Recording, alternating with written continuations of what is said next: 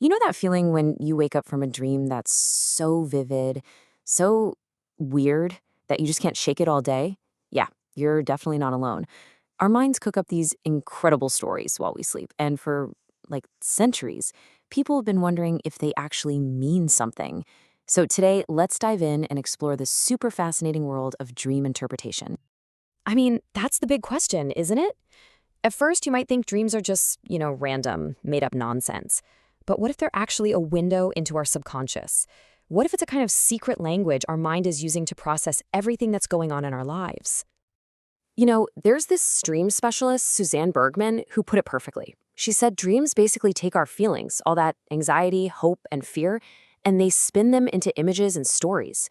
So they're not like predicting the future or anything, they're more like emotional translations. Okay, so let's get into the secret language of dreams.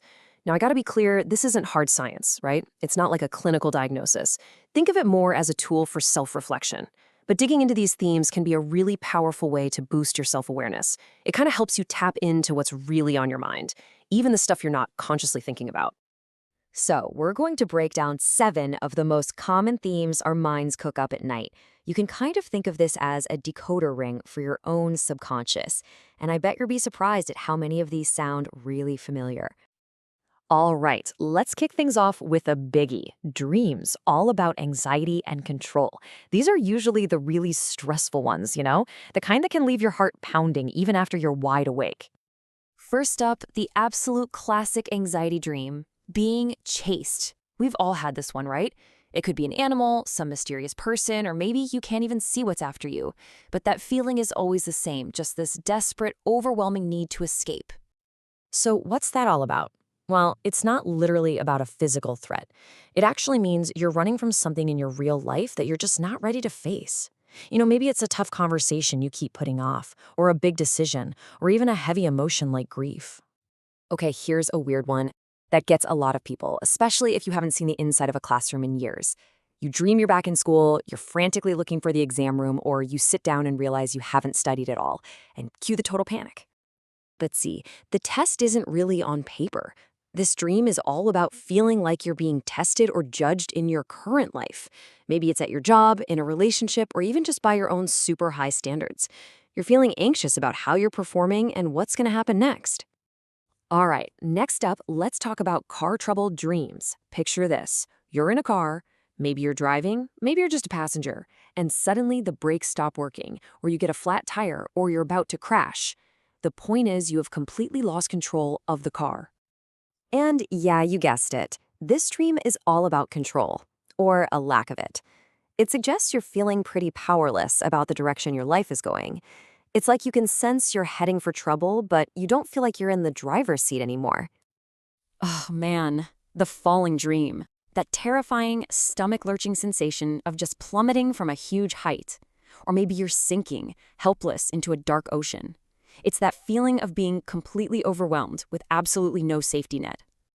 Okay, so let's bust a huge myth right now. You've probably heard that old wives' tale that if you hit the ground in a falling dream, you die in real life. The good news? That is 100% not true. What this dream actually points to is a deep sense of unhappiness with the path you're on.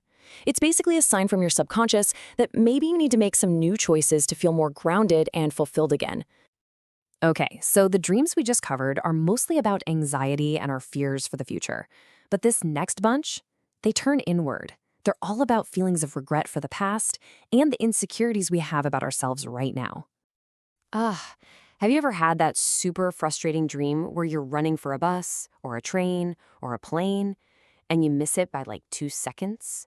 The door just slams shut right in your face? It's that awful feeling of being just a little too late. So, yeah, that dream is a huge symbol for regret. It often pops up when you're thinking about real life chances you feel like you missed. Maybe not applying for that awesome job, or not asking that person out, or skipping an important event. It's your mind's way of processing all those what ifs. Okay, this next one is one of the most common and honestly most unsettling dreams people have. You know the one. You feel your teeth getting loose, or worse, they start crumbling and falling out right into your hand. It's such a deeply disturbing image. Believe it or not, this has nothing to do with needing to see a dentist. It's all tied to our self-image and how we think other people see us. It points to deep feelings of insecurity, maybe about how we look, or a fear of being embarrassed, or just saying the wrong thing. At its core, it's a dream about feeling vulnerable and being afraid of judgment.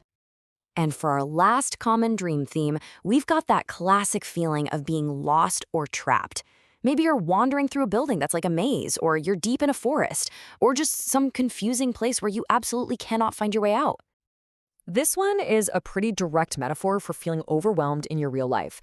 When you're feeling totally burdened by money, by emotions, by work stress, your mind just translates that into the physical feeling of being lost.